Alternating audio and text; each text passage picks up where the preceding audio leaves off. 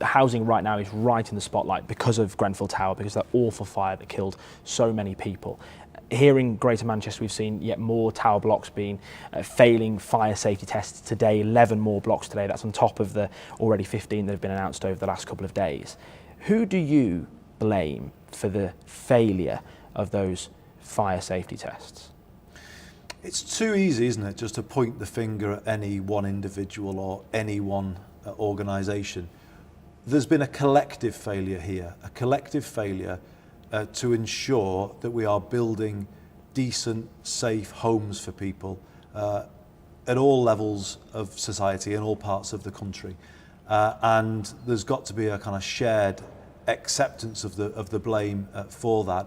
What I believe has happened with respect to some of the tower blocks around the country is that building regulations haven't properly been enforced, and we've had a situation where the wrong materials have been used. Now, the public inquiry has got to get to the bottom of those issues, but here in Greater Manchester we are taking action now. So we're working through Greater Manchester, building by building. Already 180 high-rise blocks have been visited by Greater Manchester Fire and Rescue Service. That's the commitment we're making to all people here living in those blocks. You know, we want to ensure that there is, in the end, reassurance for them that they are in safe buildings, and so we will work through each block until we're in that position to give them that reassurance. When you hear that every single building that's been tested in Greater Manchester has failed fire safety tests, how concerned are you that this could be an epidemic, that almost every one of these high-rise buildings, not just residential but also hospitals and schools, are going to fail these fire safety tests? And you look at what happened at Grenfell and think that could have happened here because they are failing these fire safety tests. It's very alarming that in 2017 that this is happening, and it's only being brought to light by a terrible tragedy, and a tragedy of the kind that's just unimaginable. And I think we all continue just to think, how could this possibly have happened? But you know, at moments like this, the right thing to do is to go through things home by home, block by block, and that is what we are doing here. It will be for the public inquiry at a national level to establish precisely how this happened. But here in Greater Manchester, nothing will stand in the way of us ensuring the safety of the residents who live here, and everything that can be done is being done right now. But are you confident today, sitting here, that every single high-rise building in Manchester it's impossible to rule out what happened at Grenfell happening here, because we don't know right now that the cladding on every single building is safe, that what happened at Grenfell could happen here? Does that concern you? Do you think about that? Of course, and that's why, you know, you've got to work through each individual property to ensure its safety.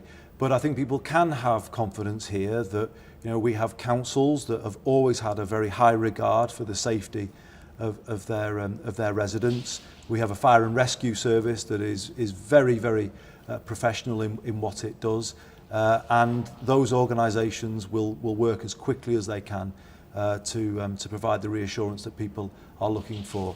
Of course, it is a worrying development, but we've got to respond in the right way, not overreact, but respond in the right way, and make sure that everything possible is done as quickly as possible. We've seen the Community Secretary, Sajid Javid, yesterday in the House of Commons talking about how this is going to be paid for. He was asked several times, how will all this be paid for in terms of the cladding be taken off, and then obviously the subsequent replacements, and all of this needs sorting out, and someone's got to pay for it. Who do you think should pay for it? Of course, the government should pay for it, because I think principally what's the problem here is a failure to get the right fire safety regulations at a national level.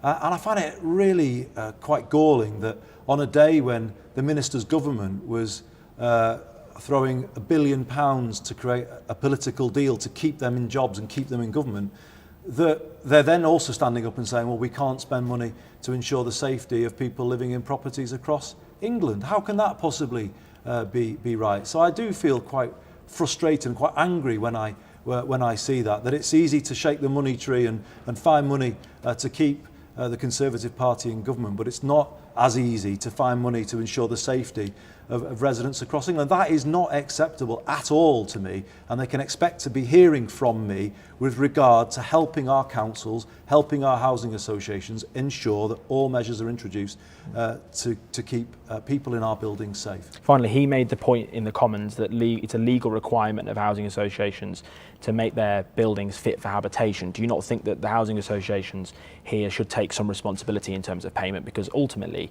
it is their responsibility to make sure those housing's safe, and it's deemed not to be safe by these fire safety tests? Well, as I said earlier, I think everyone has to accept a measure of responsibility, both for what has gone wrong, but also for putting it right. But I know, as somebody who was in Westminster for 16 years, the debates that were had about fire safety and measures that were resisted.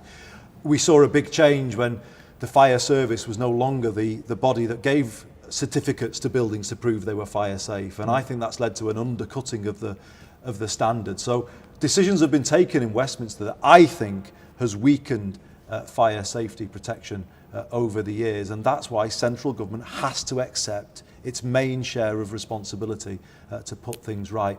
And you know, it's not acceptable in my view to keep cutting councils, cutting housing providers, and then also expect them to do everything to ensure things are safe. Here in Greater Manchester, our fire service has basically been cut in half in the last 7 years, and yet now they're the ones who are going around trying to put things right. You know, I'm afraid at this moment in time, the government needs to step forward, accept its share of responsibility. If it can find a lot of money for Northern Ireland to keep themselves in government, then I'm afraid they can find money for people here in Greater Manchester to ensure that our housing here is safe.